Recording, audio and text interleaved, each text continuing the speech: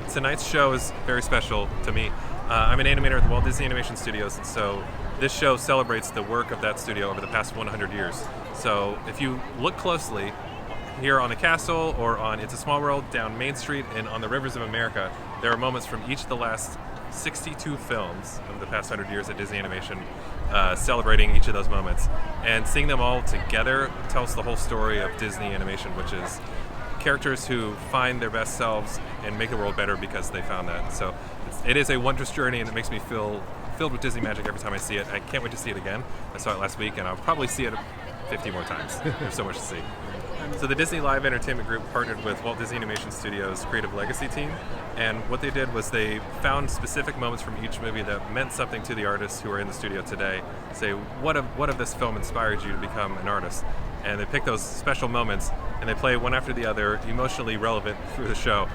The way that they weaved it through was magical. So the projections are very thoughtfully placed onto the castle, and I assume everywhere else. I haven't seen it anywhere else yet, but it gives a really unique look into how our stories are intertwined, even though they cover so many different areas of the world at different times. So it's super special. I'm very impressed by the work, and I can't wait to see it again.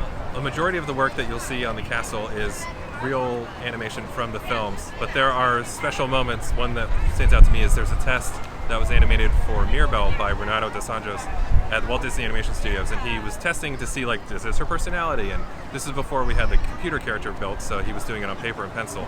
And it's this really charming test of her dancing, and she has her accordion, and her dress is everywhere. So it was a very inspiring test at the beginning of production of Encanto, and the team here decided to place it on the castle almost to start the show. So when I saw that, immediately I was like, I gotta tell Renato! And I told him at work, and I was like, you gotta go see the show, you gotta stand it's on the left side of the castle.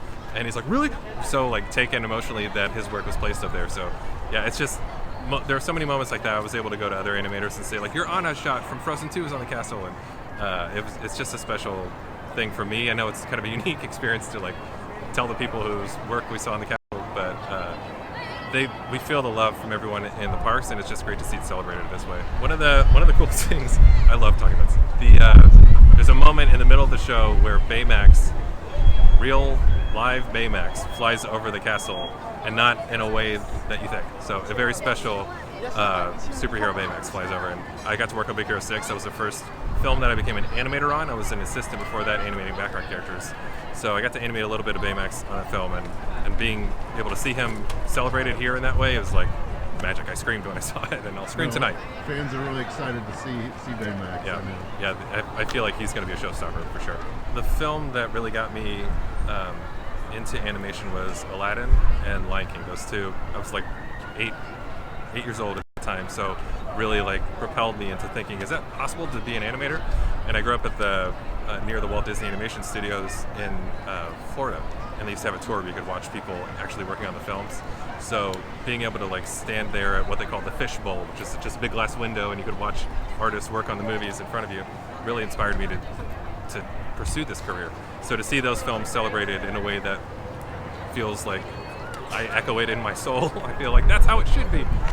It's so magical. So every film, I feel like everybody has their own movie that feels like should be celebrated, even ones that haven't been so celebrated before. Like Treasure Planet has an incredible moment on the castle here that I feel like a lot of people are going to be happy to see. So if you like Disney animation, there was a moment for you in this show. That's the dream. I feel like I'm a benefactor of the magic that the studio has produced, and as a child it made me want to pursue it, and I'm happy that I did. So I hope something like this can bring other people into the fold and help us create even more unique films told from different perspectives that help us really broaden the magic for the world. And so we come to the end of this chapter.